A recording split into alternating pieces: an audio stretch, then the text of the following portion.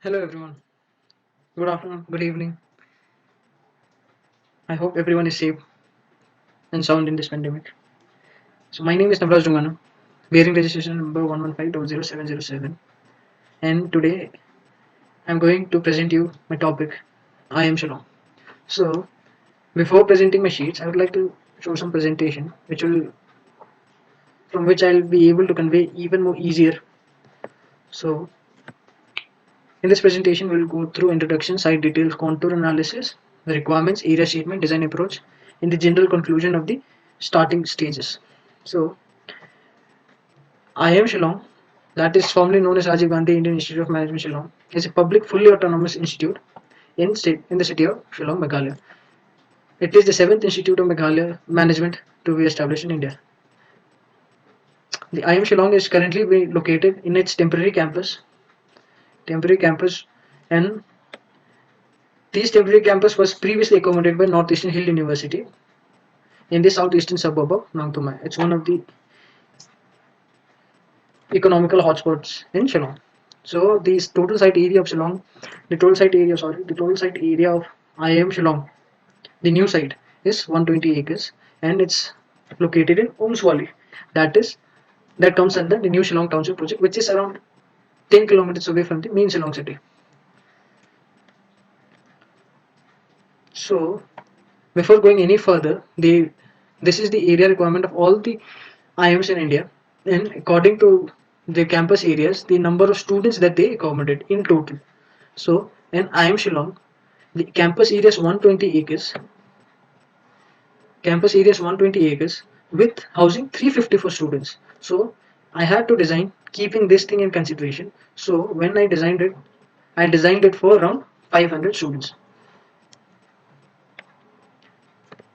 So the basic need for the project was to introduce a culturally and educationally more viable and competent atmosphere within the students in the northeastern areas who don't need to go out and study but can have all those facilities within their area. So this was my basic design methodology which I followed, which I will be showing you later on, which will be much more detailed out. But this is the initial methodology that I was doing. So first was the selection of the topic, and after that the selection of the topic, I had to go through the history of the project, how the project helped a certain section of people or students understand and reach the goal they wanted to. Then came the need of the project. So need of the project was divided in three parts. What is the aim of my project? Through those aims, what are the objectives? And with those aims and objectives, what are the scope that I'm trying to achieve? So the aim of my project was to design an IIM with a view to increase the competency of professional management studies. This is the basic general aim that an IIM has. So and the design of the institute.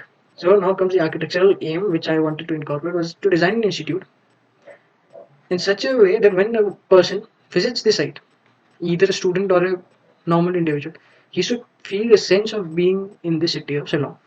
So I wanted to inculcate all the features, all the aspects of Shillong city that is present spread all across the city to the site.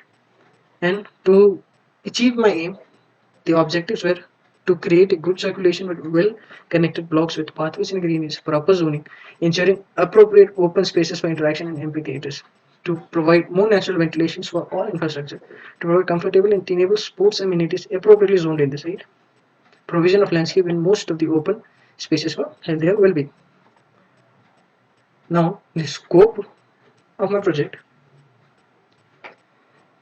is to understand how we can conclude to the nature of campus planning in such a way that it becomes both environmentally conducive as well as it is pleasing to the eyes, as well as how we can explore new construction techniques since it is in seismic zone 5. So how we can explore new construction techniques and the contemporary materials that can come up, like the use of wood flooring, so that it to tackle the cold weather there, and the use of stones on the facade, and how we can capture maximum sunlight, that is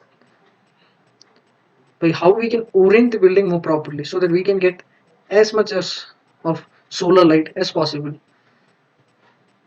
And then with the scopes and all, we came to the study of the project. This study of the project went to two things. One was the literature study, the other was the case study. To case study and literature study, we concluded to the inferences of how the culmination of both the case study and literature study with all the aim, objective, scope that I mentioned can be put together to create a design which will be more environmentally conducive for everyone. Taking care of the requirements, then came the site selection and analysis, which will be further discussed in the coming sheets. Design criteria, design proposal, preliminary drawings, detailed drawings, and then came the final proposal. So this was the basic methodology which I was going to follow, which I followed. And then this is the site location. The site has a gradual slope, and the slope contour analysis will be given further. The topography, the soil is alluvial and red soil.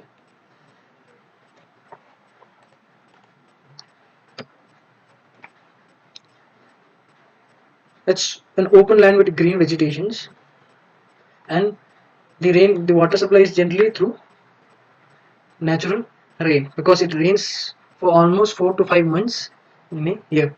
The new campus has around 120 acres, as I told you earlier, and the site has a very gentle slope of approximately 2 2,06,148.23 square meters under 10% of slope. That is where we can approach to design something.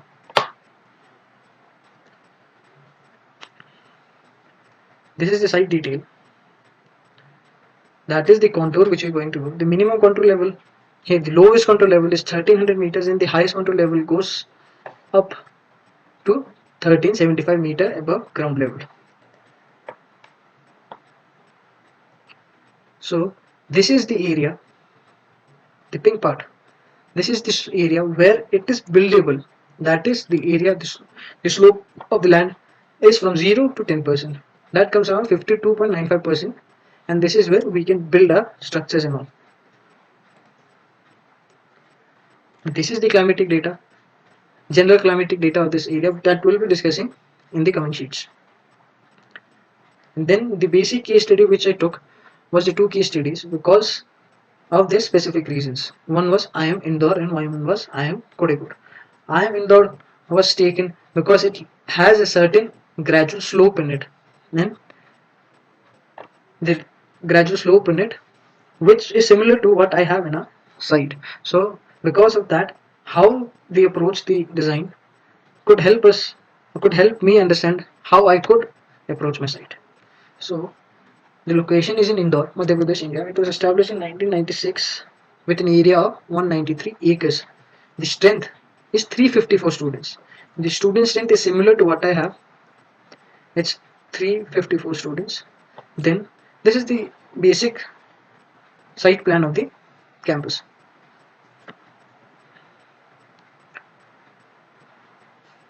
This is the basic existing statistics. With this all the statistics, I try to understand how I can, with this number of students and with this vast area of land, how a design can be approached and how a particular structure can be reduced in terms of being both economically viable, pleasing to us, and it should be up to the standards of an IIM.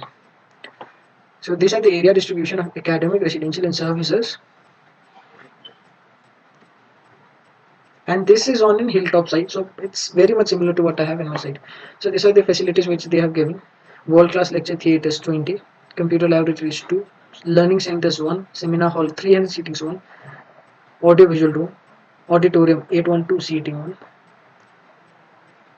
The institution has residential facilities also. So these are the facilities that they have given.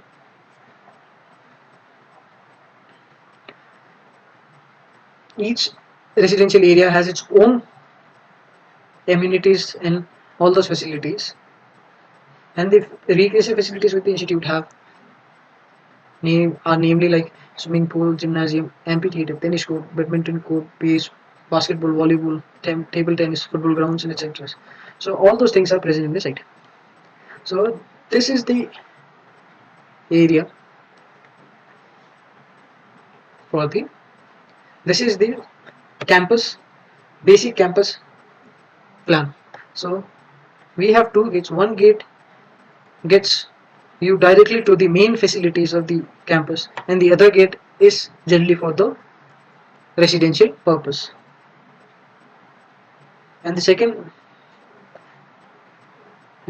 case study which I was doing was IIM Kozhikode for its placement in the hills. This IIM, it's very unique than others because totally totally indigenous design techniques that is seen in Kerala, and the way the designers approach is very intuitive to the landscape that they have. The site of this campus is placed on two hilltops, where one hilltop serves as an academic zone and the other hilltop serves as a residential zone.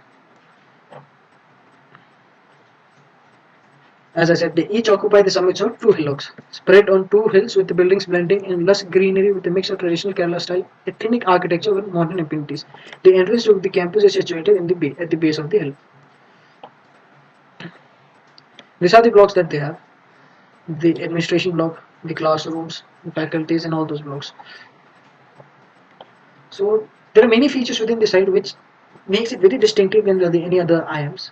So one of the main site features is having a central court, which is generally a Kerala's traditional architectural style. It it helps in giving the site a whole sense of unity, and the buildings are connected by walkways which defined as central green oasis. The central area holds an open air theatre. Use of locally available material, exposed steam, stonework, tile used for pavements. This reflects the building's sloping roofs and mangrove tiles. As for the IIM, Shillong, I did not have any particular requirements that was there for me to use and utilize. So I had to reduce my own requirements on the basis of all the case studies I have done, and all the various other studies and research that I have done for and what the current temporary IIM houses within this long city.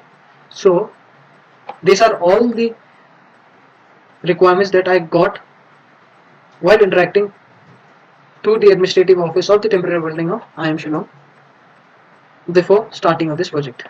So the main requirement of this project was a 9-hole golf course. So for 4 to 5 acres of land would have to be left for this golf course. This was the main requirement feature of the site. So now, when we get into the site, the sheets, this is the first sheet which shows the site introduction and the site analysis of my project. So, introducing my site, as I said earlier, the total site area is 120 acres, and this falls under seismic zone 5. Since it's in the site is in New Shillong Township, we don't have any airports and railway stations here in Meghalaya. The one which is there in Umroi, which is around 60 kilometers from Shillong, it's not operational on this date. So the distance from the nearest airport will be 120 kilometers, that is in Guwahati. Same goes with railway station, which is 140 kilometers. Now, distance from Shillong city, as I said, is 10 kilometers. Distance from nearest bus stop is 500 meters.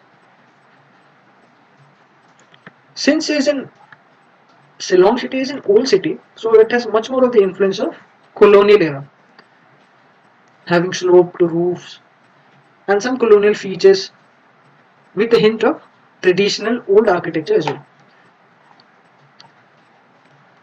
Here are the climatic details: the precipitation amount, the annual mean rainfall in the site in Shillong city is 2954 mm.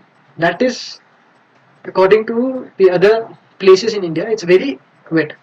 And 10 kilometers from the Shillong city, we reach Cherrapunji, which is one of the wettest places in the world. Cherrapunji, Mosindra.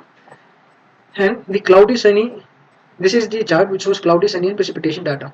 So 13 days a month is an average for a day being overcast. So we can see that sun, it's very difficult for us to see sun here and to experience a very sunny day. Generally the days are generally cloudy. And the maximum temperature which reaches here is 24.95 degrees Celsius. That is also in very odd days. And the minimum temperature is 4.64 degrees Celsius, which goes during the month of October, November, and the mean temperature here in Shillong during summers is around 21 to 23 degrees Celsius, and the during winters it's around 4 to 8 degrees Celsius. Here, because of being in such a high altitude, and this and also the site being in an open sparse land, the wind speed is generally high, but the average wind speed is 12 kilometers for 63 days per year. This is what we know from the Windross diagram. And this is the slope analysis which we discussed, which helps us in understanding all the buildable and non-buildable areas within the site. Now coming to the part of the site, this is the site boundary, and this being the highest point and this being the lowest point, where the lowest contour point is 1300 meters above ground level, and the highest contour level being 1735 meter above ground level, above sea level, sorry. So we have a small village that is present just adjacent to the site, where the Umsoli church is marked, and the bus stop is also present here, which is just 500 meters away from the site. The road which connects the site, the road which goes towards the right side from the bus stop, is the main road which is currently operational and is 9-meter wide road. And this is the road which is not yet being completely developed, but it's being developed because of the proximity of all the important colleges that is now being developed.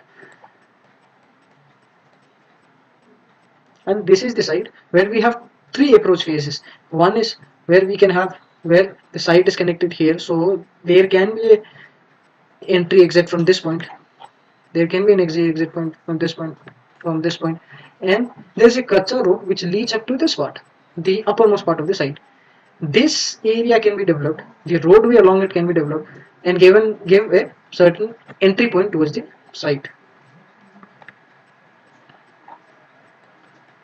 Now this is the watershed, this is the different slope and site features that is very important to discuss before starting the site planning of a project. So this is the watershed map. This watershed map shows the point source from where the water, when it's raining, the water may start to channelize and make a stream, and where it may end up. There are two watershed that we are able to see with a ridge line in between. So further, when we design the site, we use this in such a way that we could create a separate artificial lake within the site, which helps us in harvesting rainwater naturally, as well as making or showing the features of Shillong within the site, which will be discussed later on.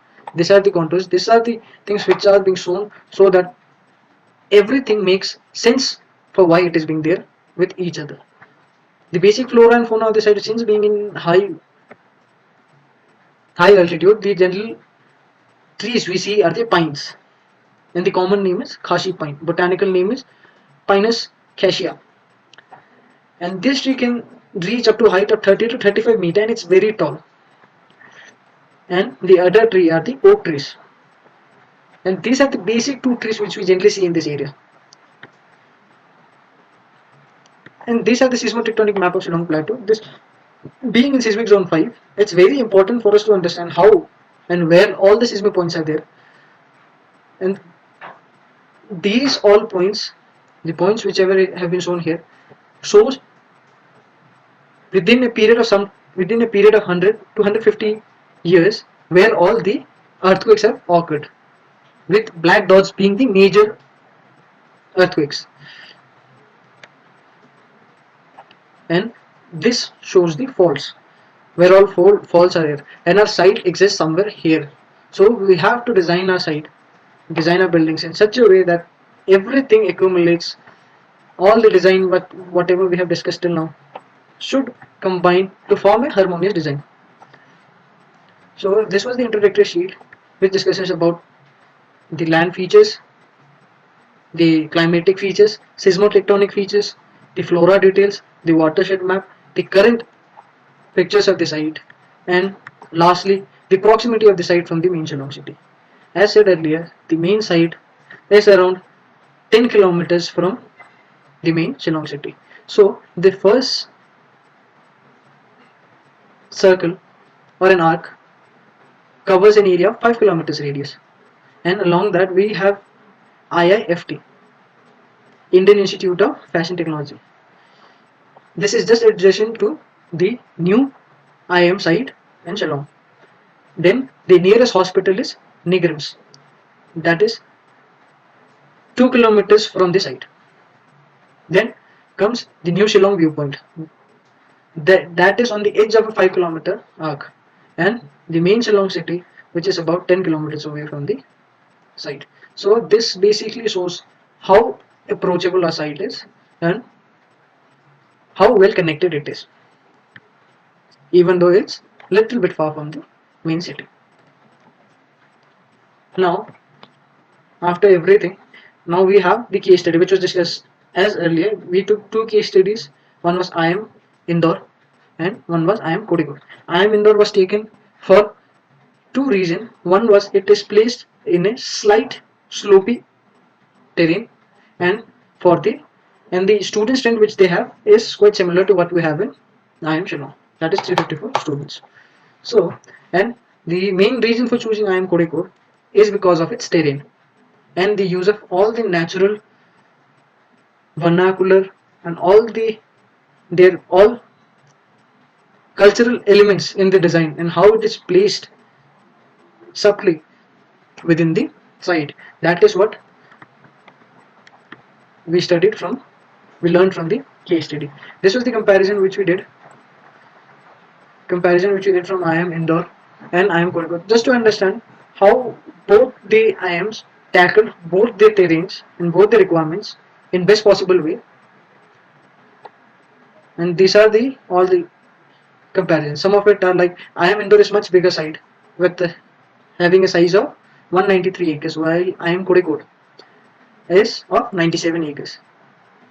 Since IIM Kozhikode being in hillocks, two hillocks, it was very difficult to provide two entry points. So it has, according to the case study which I did, it has only one entry point. IIM Indore, it does not seem to follow any particular style. The style, architecture style in IIM Indore is, it does not follow any particular style, but has stone cladding throughout, which it has stone cladding throughout with greenery to go with it. And the site, the IIM Kozhikode, it's built on a green hillock, so it is very environmentally conducive. So these are the conclusions which were done, which helps in designing the site IIM Shillong further and helps us understand how we can place our building in terms of number of students, in terms of the terrain which we have, and again in terms of the culture and the natural features of the site that we can follow. So these are the basic literature study which I did for designing and planning Indian Institute of Management Shillong, and these are all the basic requirements which we need to follow if we are designing a university. This ranges from how seats are to be placed, how standard seating spacings are to be maintained, how offices, what are the optimum sizes of the offices, what are the minimum requirement, typical bedroom layout for hostels and all, how the lectures hall should be placed through the cross sections, cafeterias, how it can be accessible by everyone, and how it can be made less and less of, how we can reduce the carbon footprint of the site and increase the walkability and pedestrianize the whole site. These are the bylaws from Meghalaya Urban Development Authority which we have to follow in terms of constructing, developing and designing a site. Since it's a very big site and the requirement is only for 354 students, the amount of building which will be constructed will be automatically be very less than what the bylaw states. So for institution, the maximum permissible FAR is 1.5 and the maximum ground coverage is 40%. So the maximum permissible floors are 4 excluding basement, and maximum height is 15 meters with ground floor parking and 19 meters with still parking.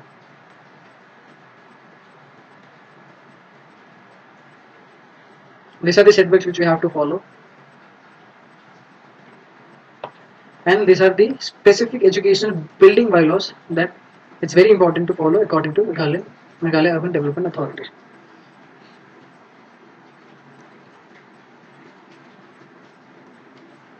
So with all these requirements and all, we found a basic general requirement for colleges and universities that comes under like this, like the central facilities which has administration, dean offices, parking, lecture theatres for basic and special lectures, seminar and group rooms, computer lab and workstation, staff meeting room, exam rooms, etc. Academic block requirements, lecture halls, library, attached separate auditorium, academic staff cabins, administrative staff cabins, staff rooms, washrooms, open courtyards, event spaces, cafeterias. And residences are student hostels, staff residence, and faculty residences.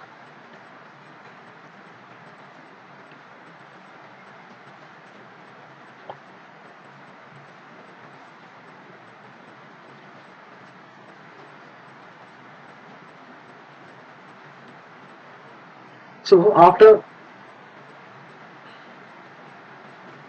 the literature study, now we can do the conceptual zoning. So we came to conceptual zoning of how we can place different zones within our site so that it becomes very much accessible by everyone. So this picture shows the basic demarcation of all the site features that is there. That is the road connectivity which we have. That is from here. That is the main road, 9-meter wide road. That Umswali village, which is just adjacent to the our site. One Kacha road, which goes to the highest point of our site, and all the forest cover, which we have. Major forest covers is shown here. Now, when you come to conceptual zoning, this is what it was proposed. Residential area can be placed on the upper level of the site which has highest levels, whereas the academic area can be placed just in the vicinity of the road which we have here. So the academic area can be placed here, the residential area can be placed here, which ultimately will create a vantage point for all the residential people living in this zone, which will help them gain an extra advantage of all the scenic views that can be absorbed from the highest points. The lower points can be used for academic zone. Then this area, the white area, can be used for neutral zoning. That is for commercial areas, for all the other activities that is there. Now comes to landscape zoning.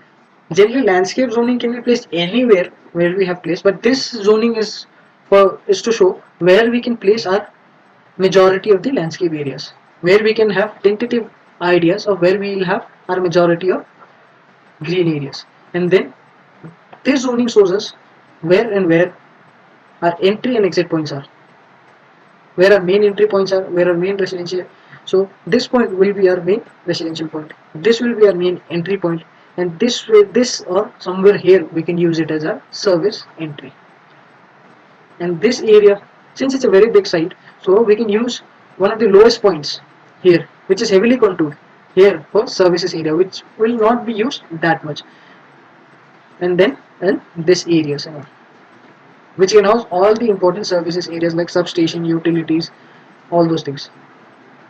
Now this is the basic initial bubble diagram where we can connect all the spaces that we have as a requirement, where from the main entry, where all can we go. Like from main entry we can have a separate road to service area and we could have a separate service entry, just like we have done in zoning in this one.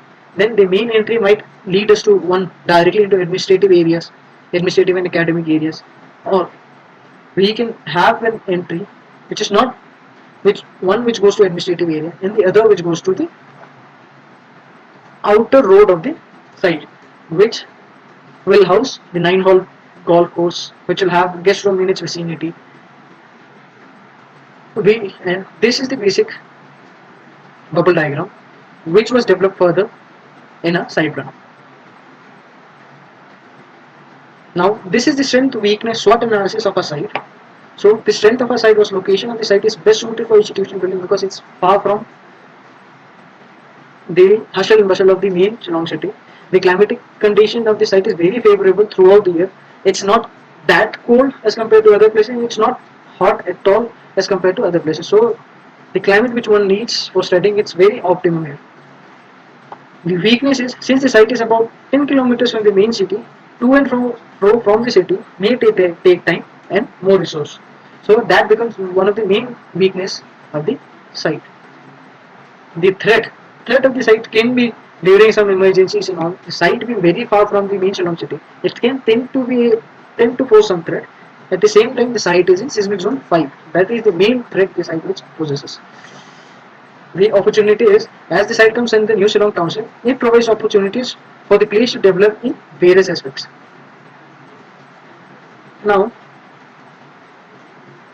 this figure I am trying to show how within a site in a particular direction where all things can be placed. Like in this direction, since north being directly up, in this direction what all things can be placed, like administrative building, library, academic building, service areas and all those things. And in these areas we can place southwest areas, we can place north 9-hole mini golf course, meditation center, guest house, director residence, OAT. In north and east areas we have auditorium, food court, cafe in the MDP centers, student faculty dinings. Residential buildings can be on the topmost part of the site.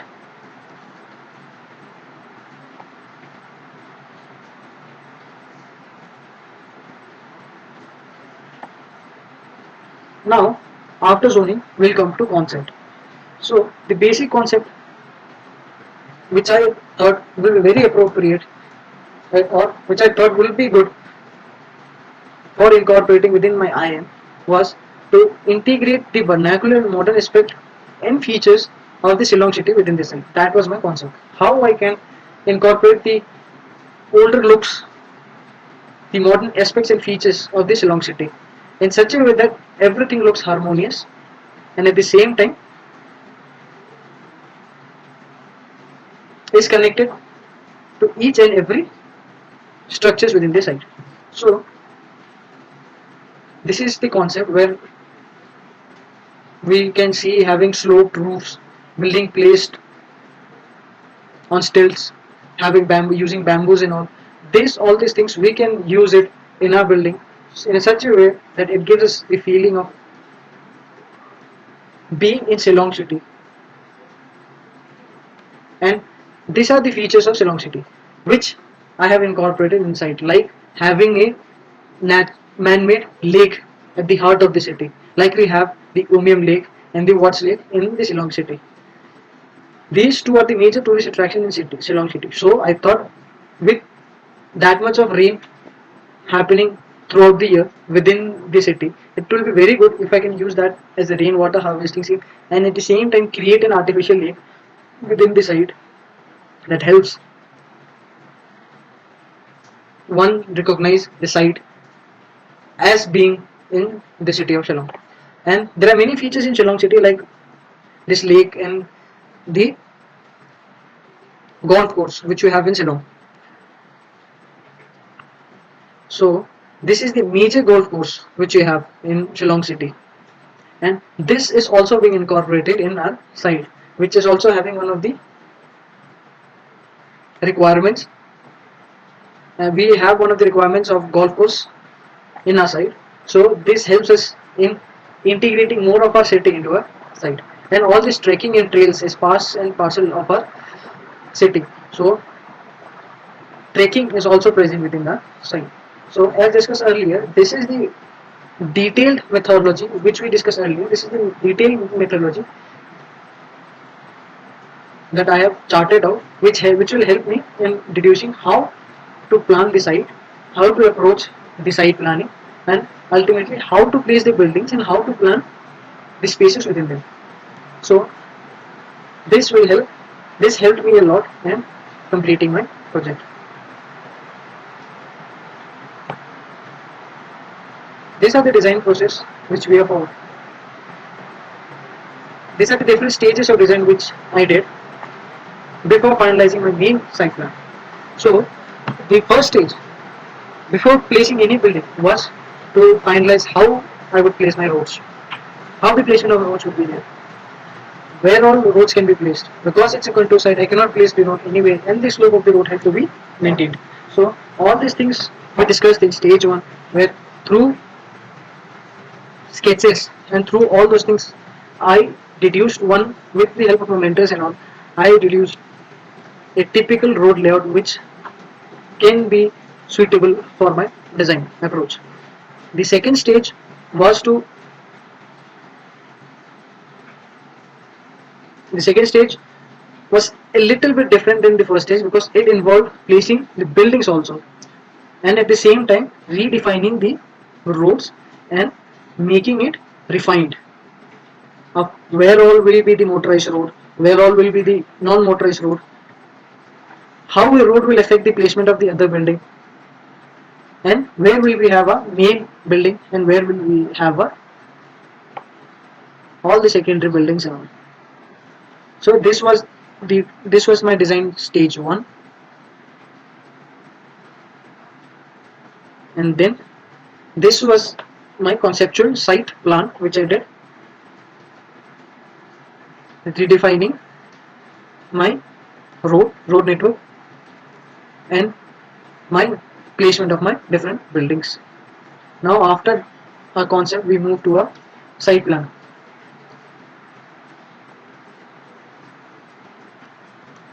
The site plan, as we discussed in concepts, the site plan is designed in such a way that all the features of Shillong city can be seen within the site, like having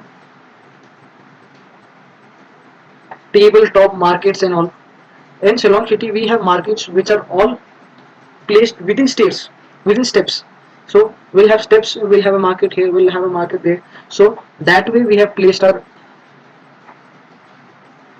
residential buildings and all. The way we did our rainwater harvesting for the artificial lake, this gives us a sense of Watts Lake and Umin Lake that is present in Shillong city within our site. So coming to our site plan, the main we have the entry in a site plan from this point, that is 1340 level, and then we have the road divides in two ways. One goes towards the service area, which is this way, and one goes towards the administrative area. And then towards the administrative area, in the first building which we come across is the admin building, and this building is placed at level 1342. This building is placed at level 1342, which is about 2 meters above the road level, that is 1340. And then we have at level 1343 we'll have a classroom block. This is the level which we have a classroom block, and the difference in level between the administrative building and the academic building is 1 meters. And then we have an open space here at level 1343, and then from there we have steps which goes up to the level of 1345, where we house a library and computer center. This becomes a vantage point in our academic area, where we also have APJ Abdul Kalam statue, and going and just adjacent to our academic building we have a seminar hall which is present at level 1343 level. All the building heights are given in the brackets. Our Administrative building is G plus 1. Our classroom block is G plus 3.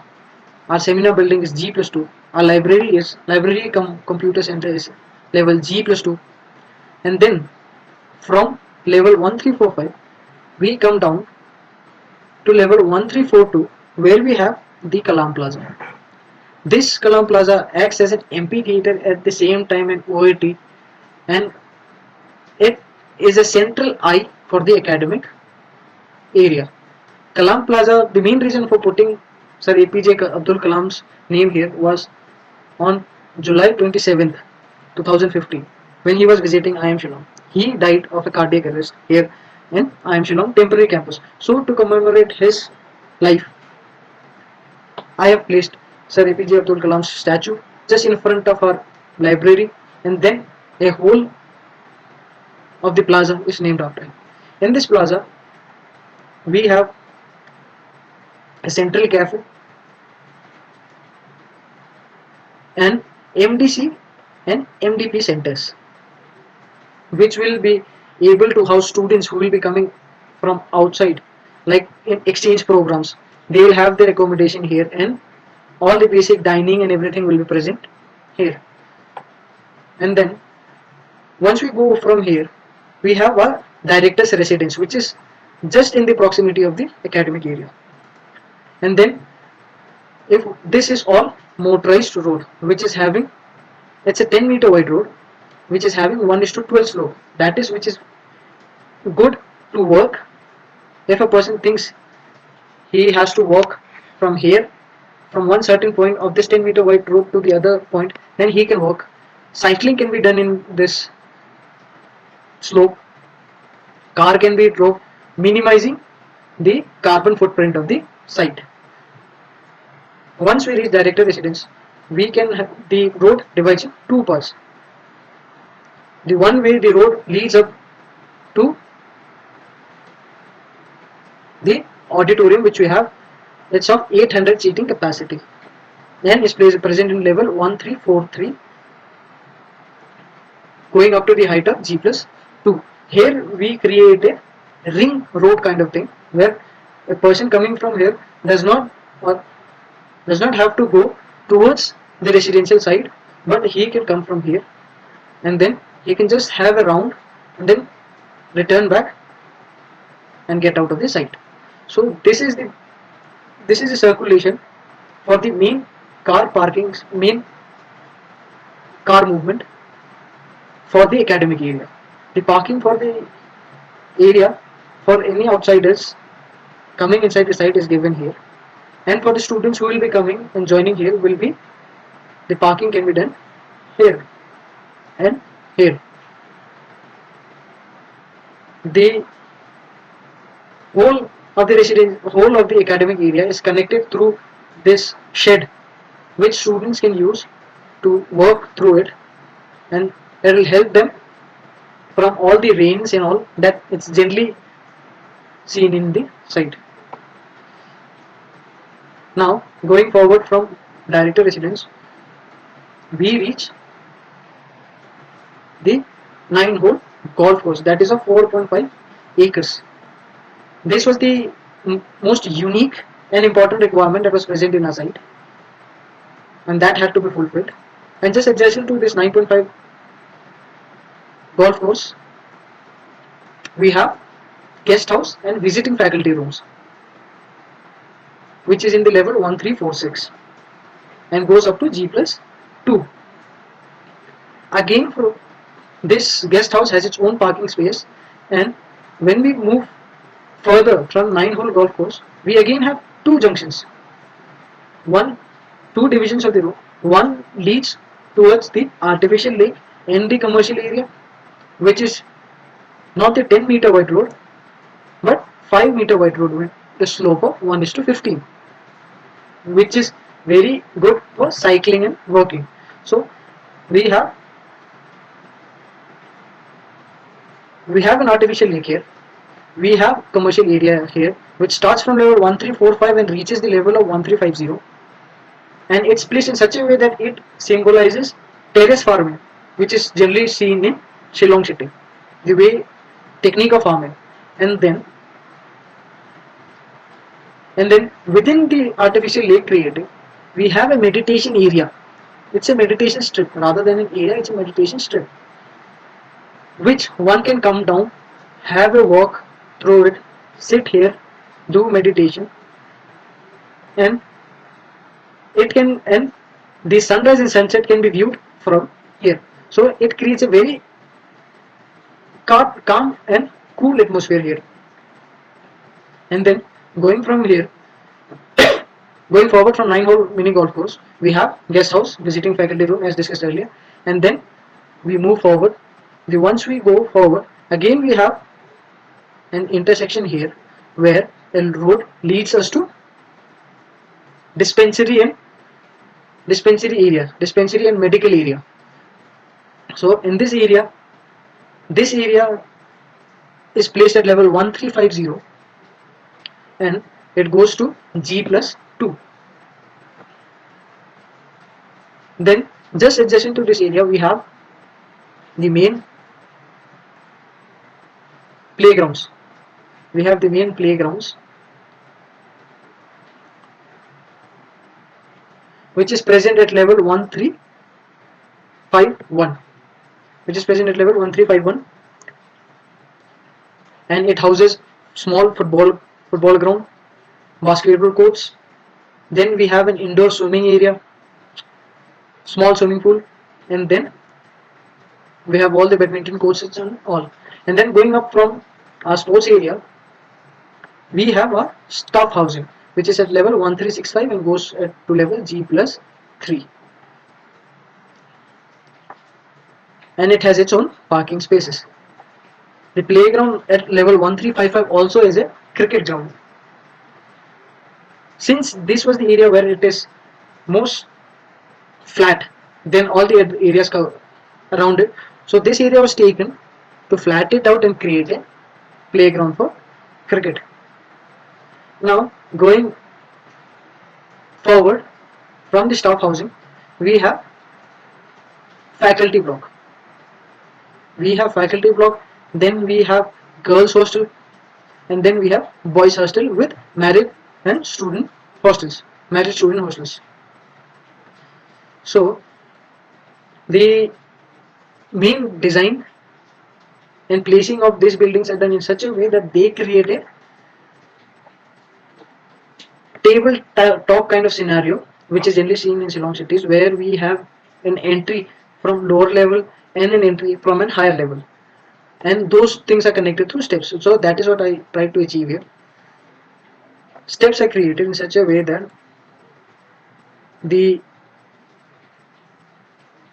connection can be made from the first floor, ground floor, and then again from the first floor the connections are made.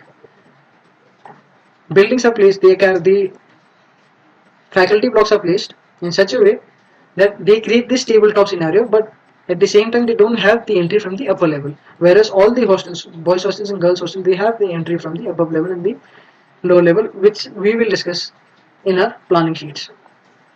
And within all the residential areas, we have one cafe and canteen. We have separate canteen individually inside all the hostels, whereas we also have one student cafe or canteen in the within the vicinity of the hostels. Then we have, for faculties, we have faculty clubhouse, and which houses faculty dining also. We have one more clubhouse which acts as a community center for all the students and the faculties as well.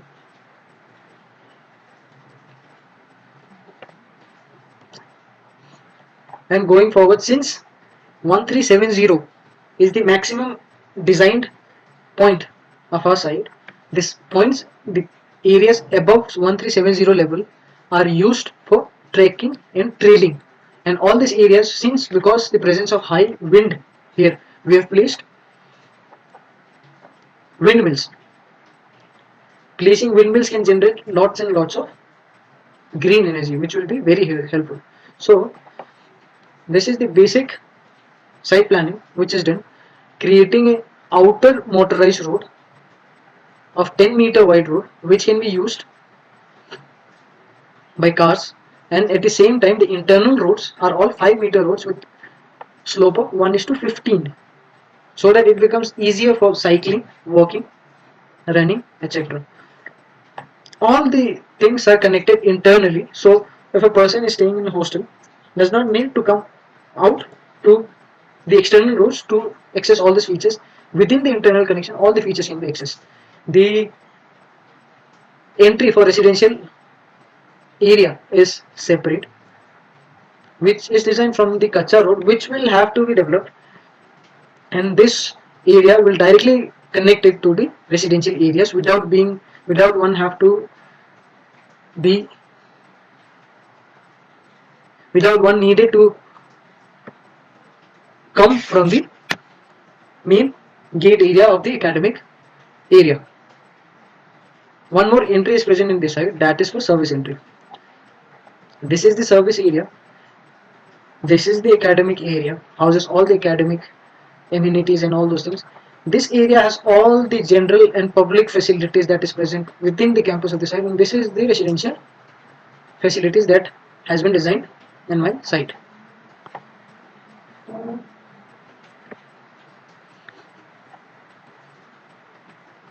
A student staying in the site in hostels use all these routes can use all these routes to reach his academic area, his classrooms and all without any hassle, and at the same time exploring and witnessing all the scenic and all the features that Shillong city can provide one within the site. That student can feel that while going from classroom to his room and while coming from his hostels to the classroom. The total site area is 120 acres. The total ground coverage is 25,461.745 square meter. That is 5.2% of the total site. Total floor area is 1,21,857.2 square meters, and total FAR achieved from all these things was 0.25, which is okay because the permissible FAR was 1.5. So this was the calculation that I had done for the tentative rainwater harvesting calculation.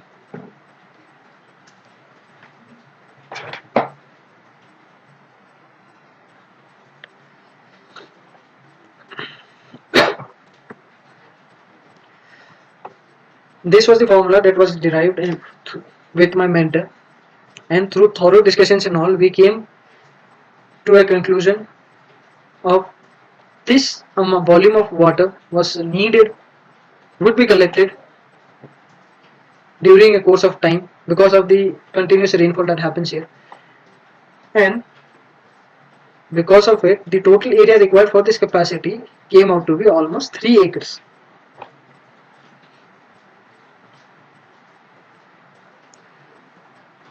So 3 acres area came 3 acres of area with the depth of 2 meters.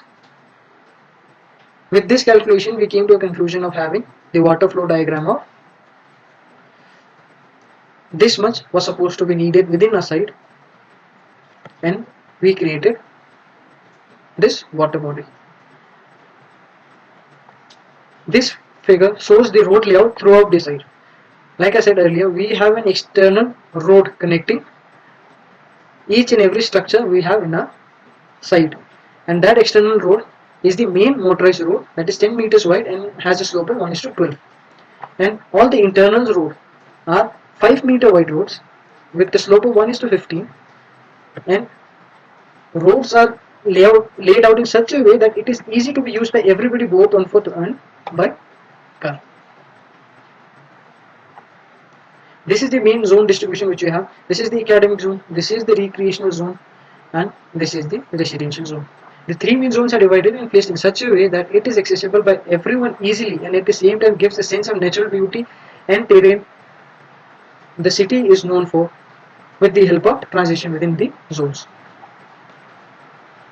And this figure shows the area where the vegetation density is high, like the areas which have high density vegetations are marked.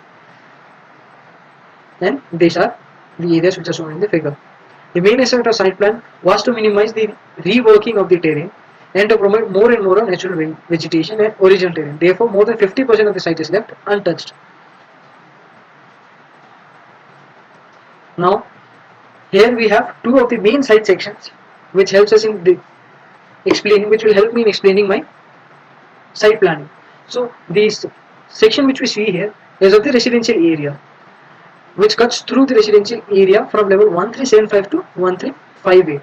This is this area. It cuts through this area. So, like I said, we will be having that I designed the spaces in such a way that it forms a steps, tabletop steps, where we have an entry from the lower point, and the upper level. So, this is all the natural vegetation that is not being disturbed, that the main height being 1375. Then we come to level 1369, where we have the main outer circulation road. Then we have our student residential hostels, where the first entry from the lower level is from 1366 and the upper level goes to 1369, where therefore there is a difference of 3 meters. So that 3 meters is connected through steps, which starts from 1366 and finishes at 1369, creating a sense of terrain and sense of the features that is present in the Shillong city. And then we have 5-meter wide internal road accessible by the residents. And then again the same features are followed again, where it's placed along the steps.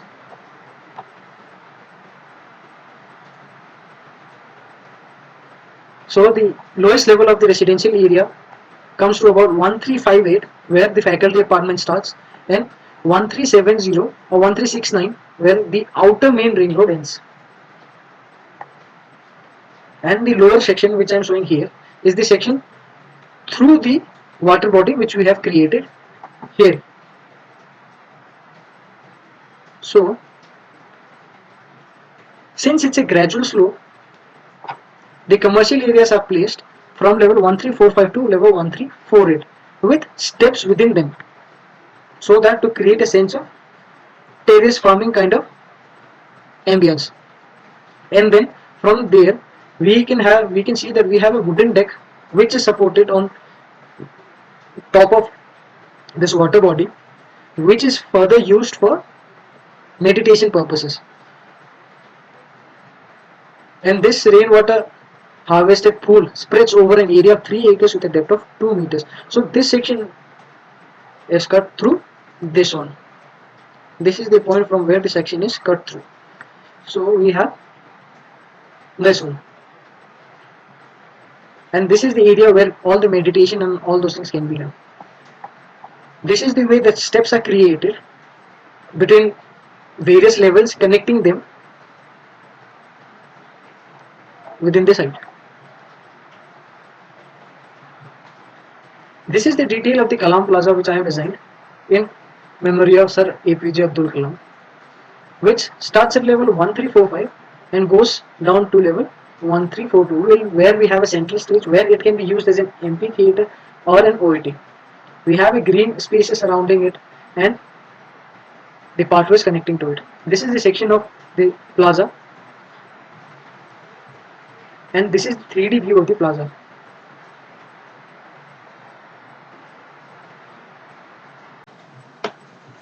Now coming to the final phase of the design process, that is planning and all. So there are 4 buildings which I have planned. That is administrative building, academic building, faculty apartment building, and student hostel building. So we will be discussing it one by one.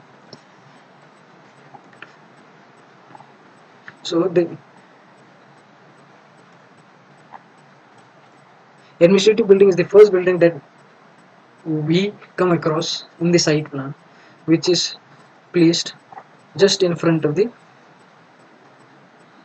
entry gate. This is the first building that one can come across.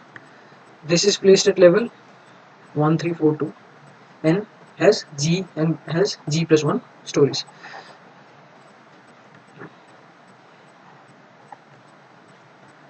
The basic design principle of the block is to keep the structure fairly simple and at the same time infuse a modern look into it. The administration block is G plus 1 structure and the total ground coverage of the building is 1000 square meter, that is 50 meter by 20 meter. The It has two floors. The look of the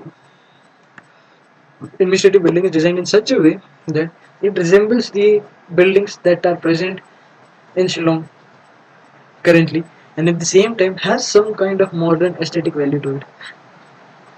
The facades are designed in such a way that it looks symmetrical in any possible way and both the front and the back sides are similar. That's it. The ground floor plan of the building, of the administrative building, while we enter, we have a waiting lobby. And directly from that waiting lobby, we can directly proceed to the academic blocks. If not, then we have a passage, a 4 meter wide passage on the both sides, and we have a stairs that goes up to the first floor along with the lift. Now, the ground floor plan consists of an inquiry room, inquiry office, director's room, dean's room, conference room, VIP lounge, general office, meeting room, waiting lobby, records room, and toilets. So, when we get inside, on the left hand side, we'll get inside the VIP lounge. So, first room which we come across is the VIP lounge where all the VIPs can come and sit and wait. The other room is the inquiry room and people can come and inquire, and at the same time, they can go and sit at the waiting lobby. And then we have the director's room along with his personal assistant.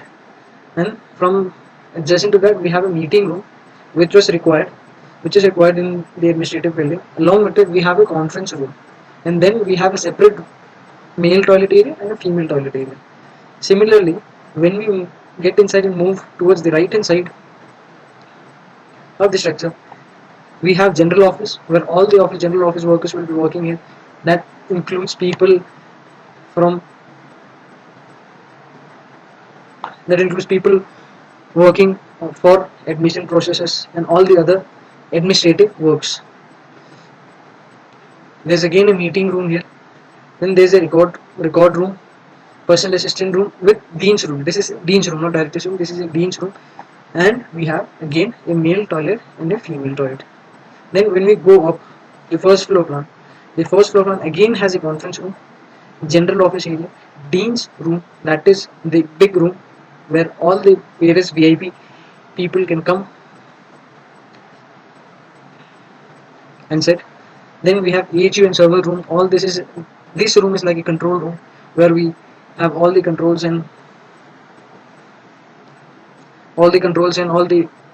machineries that is required within our campus. Then we have toilet, storage room, record room, and then on the left hand side of the first floor we have general office, staff room, conference room, female and male toilets. So basically, the design of the administrative block is done in a very simple way so as to keep the aesthetic value of the place intact and at the same time making it sure that the way the building is designed does not overburden the environment, but at the same time it looks like it belongs there.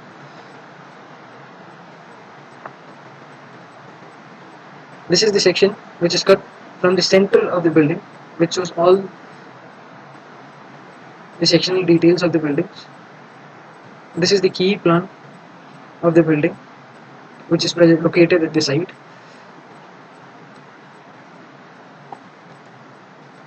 After administrative building, we head to academic building. In the academic block is placed at level 1343 in such a way that it helps connect all the academic building with the administrative building. It's placed in a way that it connects the seminar building with the library cum computer center along with the Kalam Plaza, MDP centers and all the other academic buildings. So the block is designed in L shape so as to create a proper space between the buildings as well as to give a simplistic yet robust look. The main design principle which is followed in designing all the buildings are that it should resemble the buildings that are present in Shillong. So generally the buildings which are present in Shillong those design elements are taken care of and kept in this designs in a more holistic and harmonious manner. The academic block has a total ground coverage of 1761.79 square meters, and the academic block is G+3 structure. The ground floor plan of the academic building is designed in such a way that it has all the necessary requirements for the number of students that is presently studying in IIM Shillong. The ground floor plan consists of 6 classrooms with capacity of 60 students each, 2 toilets, which has 2 sections for each male and female, and a departmental store. The designing of the classrooms are done in such a way that it can help students be more comfortable. At the same time, the environment can be conducive and holistic enough for their learning. There are 3 staircases placed at 3 evenly poised locations within the building, along with 2 lifts that help in vertical movement of the users in the building. Similarly, the first and second floor plan of the building consists, it's similar to what we have in the first floor, the only difference being the first and second floor houses staff room. In total, we need 28 individuals in staff room. So the design is done in such a way that the building can handle each and every one of them. Finally, the third floor plan is designed in a manner where we have not only 60-seater classroom but also a seminar room which is of 120 seaters, and it has 3 classrooms with capacity of 60 students each, unlike the floors lower to the third floor where we had 6 classrooms. In this floor we have 3 classrooms with capacity of 60 students each and 1 classroom with a capacity of 120 students. Toilets, we will have 4 toilets, same as we have in all of those. Plus we have a library, small standardized library, and a non-teaching staff room within this structure. This structure is designed in such a way that it keeps in mind all the requirements necessary for the student and the faculties which are involved in the proper functioning of the structure. This is the front elevation of the structure, this is the side elevation, and this is the section through the classes along the x-axis of the structure. This is one of the views, prominent views of the structure, which help it make it quite similar to the building we see in the city of Shillong. And this is the key plan of the structure of where it is placed within the site plan. So after this building we come to the faculty apartment building. The basic planning technique for me in this project was to do 2 of the major academic buildings and 2 residential buildings. So one of the residential building which I did was faculty apartment buildings. So this faculty apartment buildings has G+4 structure and is placed at level 1358. These apartments are designed with stilt parking facilities for the residing staff members so that it can help them with the parking requirements. Each apartment has a total of 4 households and each unit has a built up area of 117.36 square meters. The total ground coverage of each apartment is 800 square meters. This is one of the view of the faculty apartment. In the faculty apartment there are 3 numbers of faculty apartments which are placed in a more of a linear way where all the staff members can have the access to all these site amenities at the same time being able to utilize the vantage point as discussed earlier.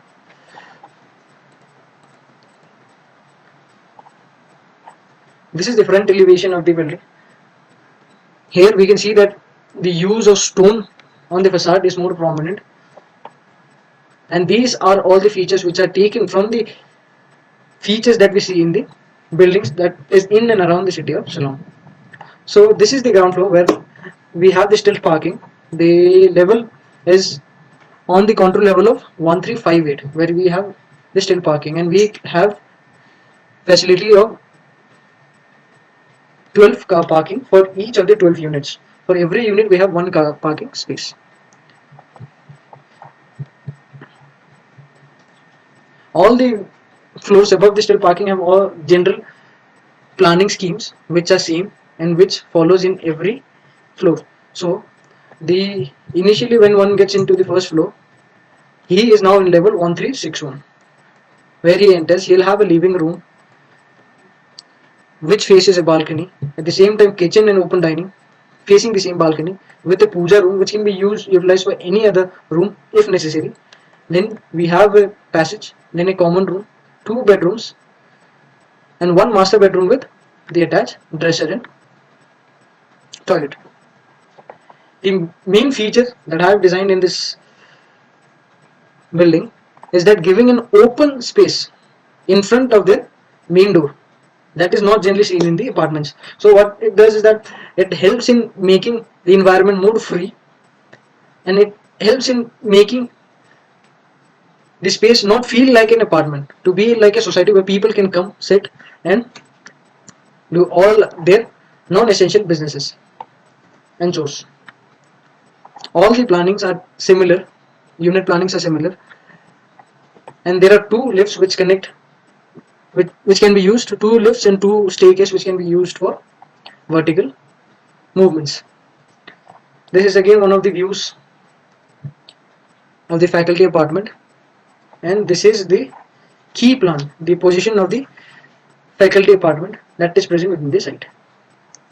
This faculty apartment also has that step feature that I am using in majority of my residential areas, where the steps connect the lower level to the upper level, creating a very harmonious spacings and areas. After faculty apartment building, we come across student hostel. So what I did is that I have designed student hostel building, a general student hostel building having double seater, two seater rooms with non-attached bathrooms. It's The hostels are placed at the highest point in the site, creating a kind of vantage point for the whole site and at the same time giving a sense of altitude. There are total of 7 hostels which can house a total of 504 students. Each hostel has a total ground coverage of 600 square meter.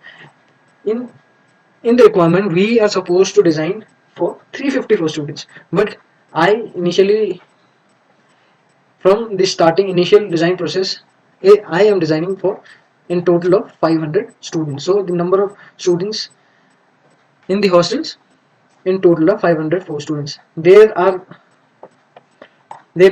in this step,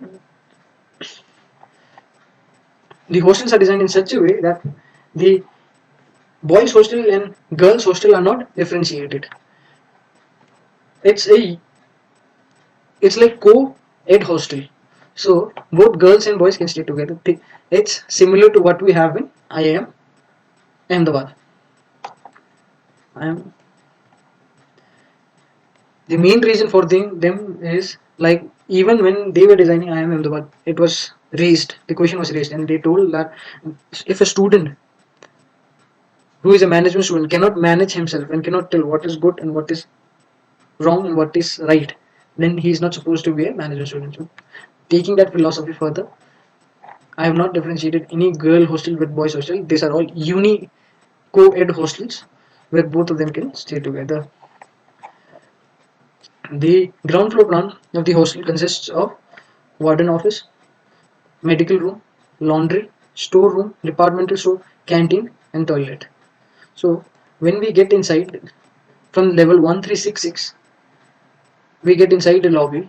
We have warden office, medical room, a laundry, a storeroom. Then further going inside, we have two lifts, departmental store, a toilet. Then comes then we have a canteen. Each hostel has its own canteen. So the canteen has its own washing area, kitchen, cooking area, the storage for the canteen, cold storage, the workers room where they can say the workers room are generally double bedded room, double high. It's a double stacked bed, and then they have their own toilets. And then going to the first floor, the we enter it from 1369 level. We enter from ground level is from here, and the upper level, the first floor level is from here. The first floor we enter, and then we have two-seater rooms in the floor, 12 six-seaters room with their own balcony, and a common study room and a common toilet. The same thing applies to second and third floor. Only thing that differentiates it from the other floors are it does not have any entry from other levels, because the only entry we have is from 1369 level and 1366 level. So the first floor plan has 12 two-seater rooms, a common room and a common toilet. The second and third floor plan has the same planning arrangement as that of the first floor without the entrance from the 1369 level, as I told you earlier. This is one of the renders of the hostel building, and this is the render showing the steps going up from one level, connecting one level to the other. This is the section which I have cut through the toilets and which shows all the necessary details of the building.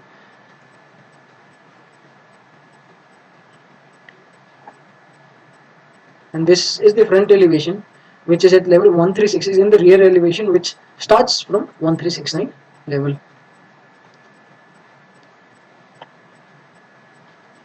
So this was my thesis design altogether, from the initial stage to the final stage. Hope you liked it. Thank you.